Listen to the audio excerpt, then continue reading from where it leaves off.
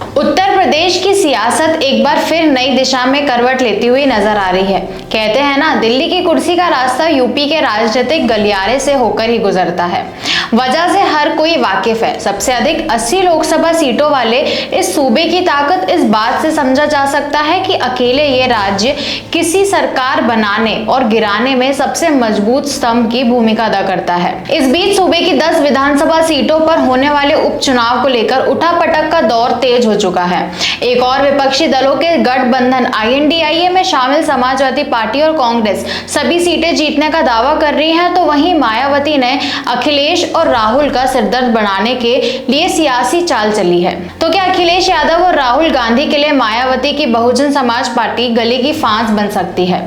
ये सवाल इसलिए उठ रहा है क्योंकि यूपी की 10 विधानसभा सीटों पर होने वाले उपचुनाव को लेकर बसपा ने बड़ा ऐलान कर दिया है। हमारी आज की रिपोर्ट भी इसी विषय पर है, तो आइए आपको बताते हैं उसका नफा नुकसान। नमस्कार, मैं सिमरन शर्मा स्वागत करती हूँ आपका UB मीडिया की पेशकश सियासत नगरी में, जहां हम आपके लिए लेकर आते हैं सियासत के गलियारों से वो खबरें जिनसे आप अनजान हैं।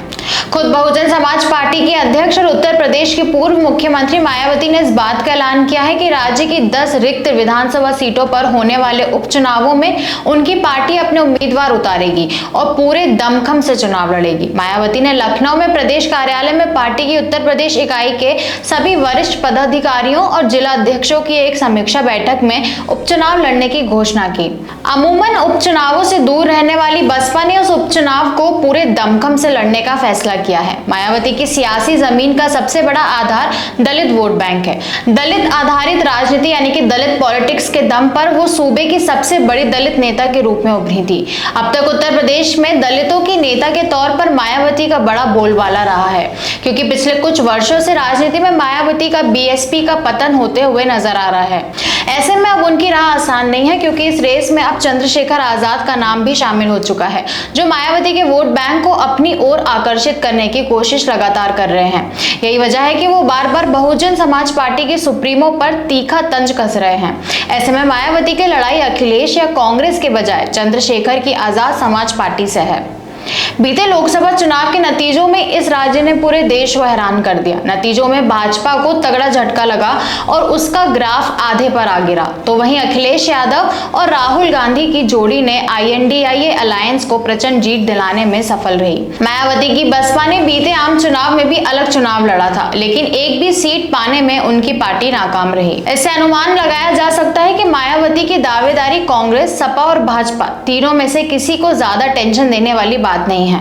हाँ, ये जरूर है कि लोकसभा चुनाव जैसे नतीजे उपचुनाव और 2027 के विधानसभा चुनाव में रहे तो भाजपा की लुटिया जरूर डूब सकती है। यूपी की इन 10 सीटों की गुणा गणित को करीब से देखा जाए तो भाजपा नीत NDA गठबंधन और विपक्षी गठबंधन INDIA दोनों बराबर और एक दूसरे को कड़ी टक्कर देते हुए नजर आ रहे हैं। जिन 10 विधानसभा सीटों पर उपचुनाव होने हैं, उनमें से 5 सीट अब तक अखिलेश यादव की समाजवादी पार्टी का कब्जा था, तो वहीं 3 पर भाजपा और एक सीट पर RLD और निषाद पार्टी के विधायक थे। मतलब ये कि मायावती के खाते में इन 10 सीटों में से एक भी सीट नहीं थी। जाहिर है कि ऐसी परिस्थिति में एक सीट पर भी जीत हासिल करना भाजपा के लिए बहुत बड़ी चुनौती से कम नहीं होगी। बसपा मुख्यालय से जारी एक बयान के मुताबिक मायावती ने कहा कि लोकसभा चुनाव के बाद उत्तर प्रदेश में रिक्त हुई 10 विधानसभा सीटों पर प्रस्तावित उपचुनावों के लिए अभी चुनाव की तारीख की आधिकारिक घोषणा नहीं की गई है, लेकिन इसे लेकर सरगर्मी लगातार बढ़ रही है। मायावती ने कहा कि खासकर सत्तारूढ़ भारतीय जनता पार्टी यानी कि भाजपा और उसकी सरकार द्वारा इसे यानी कि उपचुनाव को प्रतिष्ठा का प्रश्न बना लेने के कारण इन उपचुनावों में लोगों की रुचि काफी बड़ी है। लिहाजा बसपा ने भी इन उपचुनावों में सभी 10 सीटों पर अपने उम्मीदवार उतारने और पूरे दमखम के साथ चुनाव लड़ने का फैसला किया है। बसपा प्रमुख ने इस बयान की प्रति अपने आधिकारिक X अकाउंट पर भी इसको साझा किया। उन्होंने आग्रह किया कि चूंकि बसपा गरीबों, वंचितों और पीड़ितों की पार्टी है तथा दूसरे दलों की तरह ये बड़े पूंजीवादियों और धन्ना सेठों के सहारे और इशारों पर नहीं चलती है, इसलिए इसके समर्थक पूरे तन मन धन से सहयोग कर पार्टी के आंदोलन में सक्रिय भूमिका निभाएं। राज्य में 2022 के विधानसभा चुनाव में प्रदेश की कुल 403 सीटों में से सिर्फ एक सीट जीतने और लोकसभा चुनाव में पूरी तरह सफाया होने के बाद बसपा की उम्मीदें उपचुनावों पर टिकी हैं। आरक्षण को लेकर अनुसूचित जाति यानी कि SC और अनुसूचित जनजाति यानी कि ST के अंदर उप वर्गीकरण और क्रीमी लेयर संबंधित मामलों के बीच बसपा प्रमुख अब पूरे तेवर में दिख रही है।